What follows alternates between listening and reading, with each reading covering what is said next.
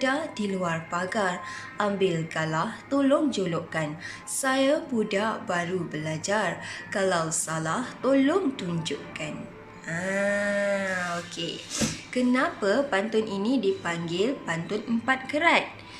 Sebab pantun ini ada 4 baris. Okey. Dekat mana 4 baris dia tu? Mari kita tengok. Ni dia. Okey, kotak merah ni baris pertama, kotak biru baris kedua, kotak kuning baris ketiga dan baris keempat adalah kotak ungu. Okey. Seterusnya kita tengok cara penulisan pantun 4 kerat. Okey. Dia ada beza sikit dengan pantun 2 kerat. Bezanya adalah dekat sini. Pantun 4 kerat dia ada tanda koma bertindih. Okey, tengok dekat atasnya ada titik, bawah ada koma. Ini namanya tanda koma bertindih. Tanda koma bertindih ni menunjukkan bahawa adanya unsur kaitan 2 ayat. Okey, nanti cikgu tunjukkan. Sama macam pantun 2 kerat, ada pembayang, ada maksud. Ingat lagi tak? Tapi untuk pantun 4 kerat, yang mana satu bahagian pembayang dan mana satu bahagian maksud. Okey, kita tengok. 2 kotak ni adalah kotak pembayang. Manakala kotak 2 yang bawah ni pula adalah maksud. Maksud kepada pantun ni. Nampak tak? Kat sinilah yang dikatakan ayat ni ada unsur kaitan. Dekat mana kaitannya ayat ni? Sebenarnya 2 baris atas ni dia adalah pembayang kepada 2 baris bawah, iaitu maksud yang ingin disampaikan kepada orang. Itu kaitan dia. Okey. Cara penulisan pantun 4 kerat yang kedua adalah kita tengok. Yang ni. Hujung baris pertama dengan hujung baris kedua mesti ada bunyi yang sama. Mesti ada rima yang sama. Okey?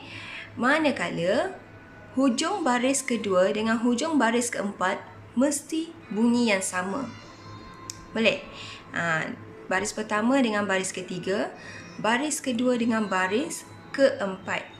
Mesti ada bunyi yang sama. Okey? Itu yang membezakan pantun dengan puisi tradisional yang lain.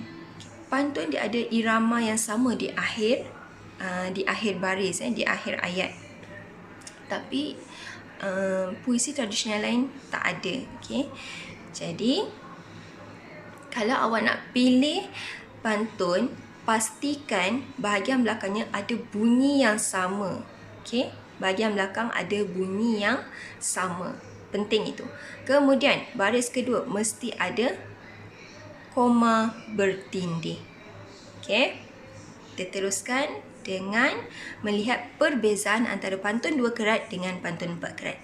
Tapi untuk bahagian ini, cikgu kena tutup gambar cikgu ni supaya awak boleh nampak dengan jelas slide cikgu. Okey. Kita tengok perbezaan dia. Ini contoh pantun 2 kerat. Ini contoh pantun 4 kerat. Okey. Pantun 2 kerat ada 2 baris. Ini baris pertama, ini baris kedua. Tapi pantun 4 kerat pula ada 4 baris. Ini baris pertama, baris kedua, baris ketiga dan baris keempat. Okey. Ini yang cikgu tunjuk. Ini yang cikgu masukkan tadi. Nampak?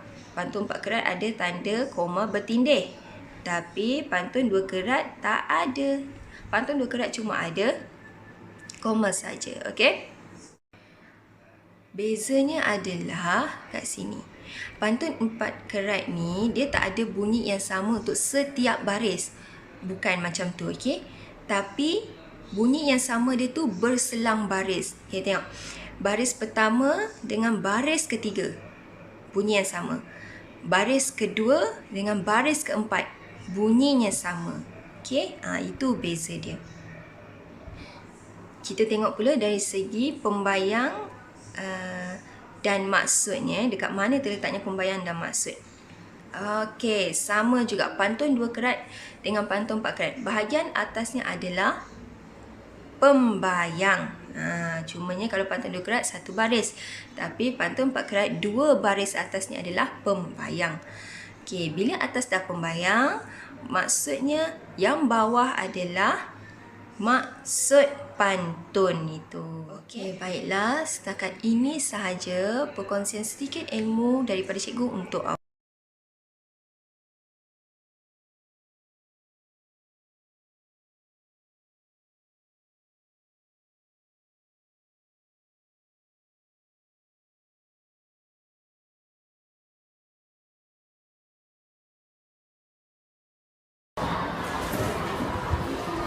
Assalamualaikum warahmatullahi wabarakatuh.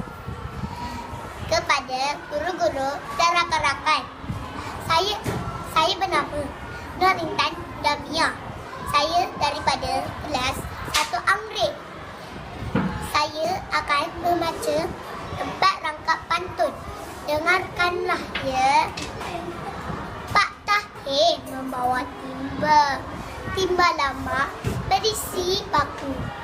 Hari lahir menjelang tiba. Aileen terima hadiah buku. Buah pidara, buah duku. Bawa ke kota sebakul cuma. Aileen gembira mendapat buku. Buku cerita dibaca bersama. Anak Pak Dola menanam ciku dan juga kini. Rajin-rajinlah membaca buku amalan murni.